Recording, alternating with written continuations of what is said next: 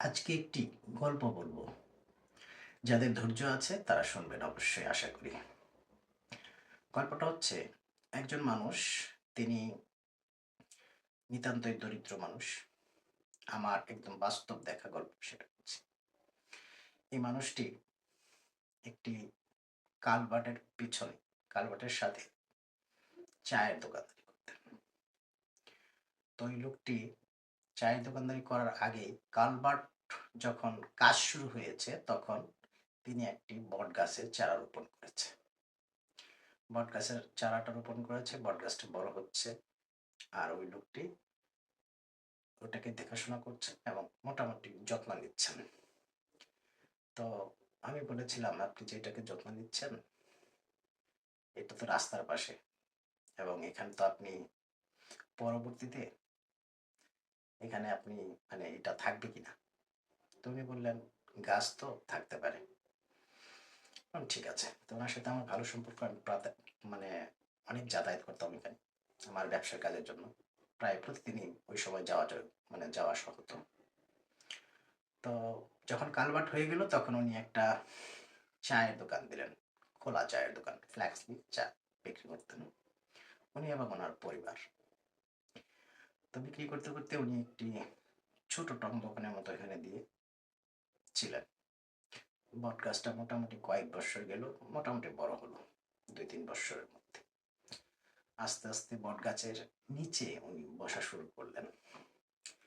বসতে বসতে মোটামুটি 5 বছর 7 বছর যখন হলো, তখন চায়ের দোকানটাও মোটামুটি খুব ভালো চলছে, ওনার জীবনযাপনও মোটামুটি হচ্ছে, এবং বটগাছটা ওনার মাথার উপর ছায়া দেওয়া শুরু করেছে। যখন ওই বটগাছটা ছায়া দিচ্ছে, তখন কেন যেন আমার মনে হয়েছে ওনার ব্যবসার মানে কার্যক্রম দেখে। আমি ওনাকে বলেছিলাম, ভাই আপনি এখানে মনে হয় বেশি দিন থাকতে পারবেন না। উনি বললেন, আমি এই বটগাছ রোপণ করছি, এটার ছায়া আমি ভোগ করবো প্রথম,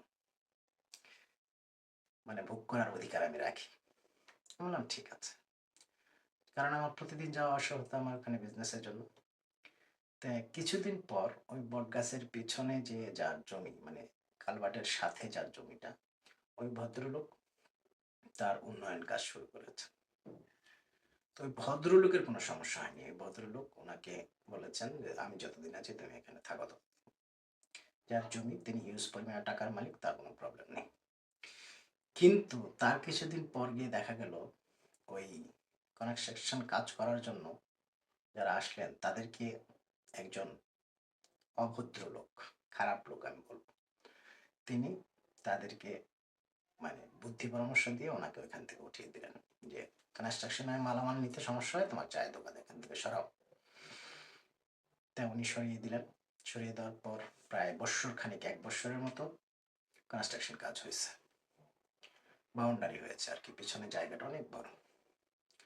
তো এই কনস্ট্রাকশন কাজ 1 বছরের মাঝে ওনাকে যখন চায়ের দোকান উঠিয়ে দিল, তার 15 থেকে 20 দিনের মাথায় ওই লোকটা চায়ের দোকান দিয়ে বসে পড়ল।